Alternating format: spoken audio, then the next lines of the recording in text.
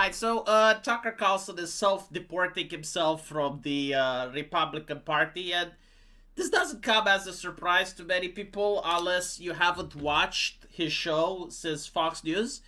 But recently he was very baffling, to me especially, because people know that I used to be a Tucker Carlson fan, and I did cover him a lot of the times on this channel favorably.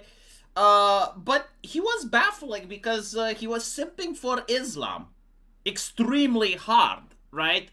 Those of you that have watched the show on Twitter know exactly what I'm talking about. And he was purposefully misleading his audience. He was like, Muslims, they believe in Jesus as well. Yeah, sure, but do they believe he's the son of God? Right? Like, why don't you follow up, you know? Or he was saying, well, Iran, it's a place where people worship God and they bow down 3 times a day. And I don't know about you, but I think that's a good thing. And it's like, sure, you're looking, like if you're a genuine Christian, which is what you're calling, right?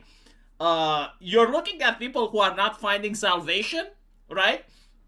Like, you're looking at people who are praying to a deceiving religion, right? Like, this is what Christianity believes. Like, those people will go to hell, according to Christianity. But not only that, right? Like, you know how they treat Christians. Like you're aware of what would happen if you actually went there and tried to live there. At best, they would humiliate you, right? Like, they would tolerate you under humiliation. At worst, they would force you to convert. And you as a Christian, you're encouraging that. You're saying, well, that's a good thing. Like, as long as they bow to someone. So, again, like, to me, it was baffling because I know that Tucker is an educated man. I know that he understands these issues, but, like, I'm wondering, like, why is he purposefully manipulating his audience? Another thing that he did, which, at the time I gave it the benefit of the doubt, but now I'm not so sure I should have, is when he went to Moscow, right? And he goes to Russia, and he goes into a supermarket in Russia, and he shows how cheap the food is. And it's like, look at this, like $20, so cheap, like Russians, they have fixed their economy, right? I was like, holy shit, if it's so good over there, Tucker, why don't you open a business? He doesn't talk about the wage that a Russian person has, right? Like, sure, the food is cheap, but like, how much money does a Russian living in Moscow make on average? And then have the conversation, right? Like, you don't go to get there with your American cash, Mr. Wealthy, and be like, the food is so cheap here. Well, yeah, because if it was American prices, people wouldn't be able to afford it, right? Holy shit. And again, like, he knows this. Like, that's what pisses me off. It's not like, okay, he doesn't support the war in Ukraine. Like, fine. He doesn't support Israel. Fine. But, like, have honest conversations. Like, educate your audience. Uplift them. Like, tell them the whole story and allow them to make up their own mind. But no. He was only saying half-truths. And that was concerning, in my opinion. Now, there is another thing that he said. And this time he's getting called out by Shapiro the Ben. I personally do not like Shapiro the Ben. As most of you know, he has his other problems. But, like, if he does the legwork and does the expose, then I will use the legwork and the expose. So, as you can see, he's basically saying that Nick Fuentes, Candace Owen, and Marjorie Taylor Greene, despite not talking to each other, despite not live streaming together, they all seem to share the exact same opinions, right? I'm a Republican, but... And okay, fine. The thing that he talks about to Carlson, which is very interesting, is that Tucker claims he has always been a Republican. Like, he has always supported the Republican Party, and he doesn't know what he is going to do now. This is the quote.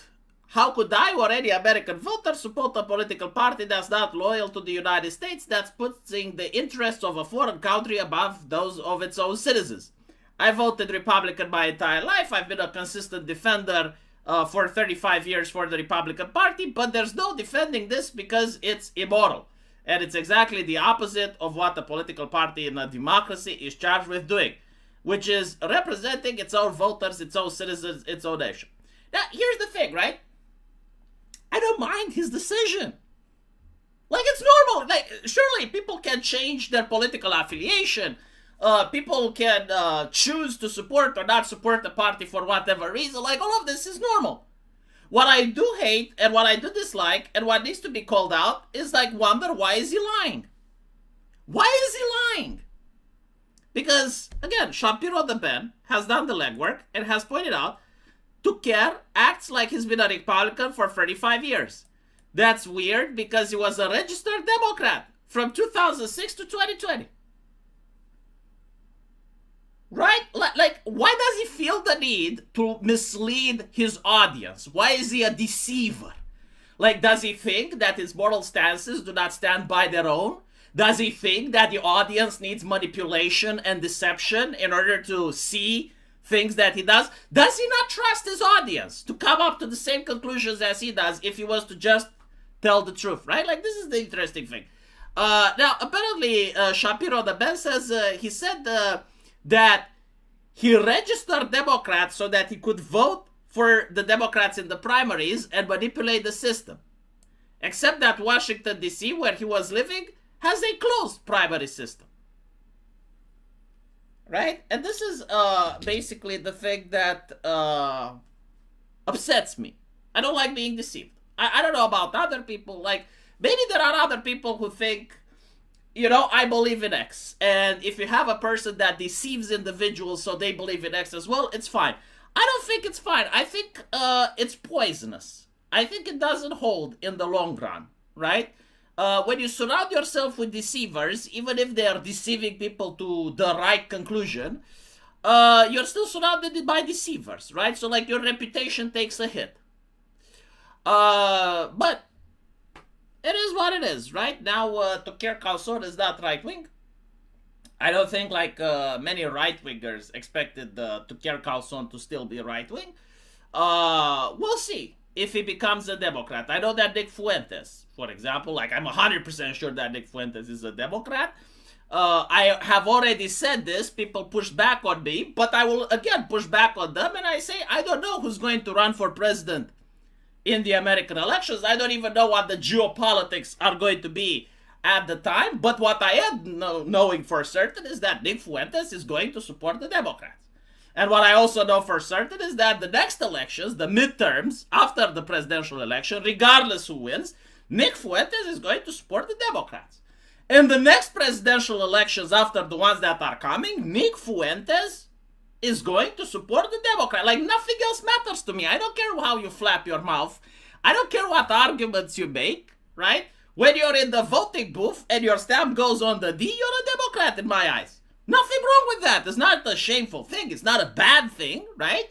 It is a reality.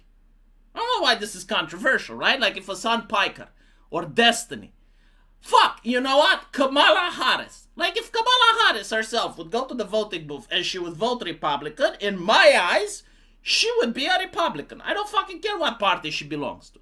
Like, the moment you put your stamp on something, you become that thing. Which is not an insult. It's a statement of fact. Let me know what you guys think, and as usual, we'll see each other in the comment section. Take care.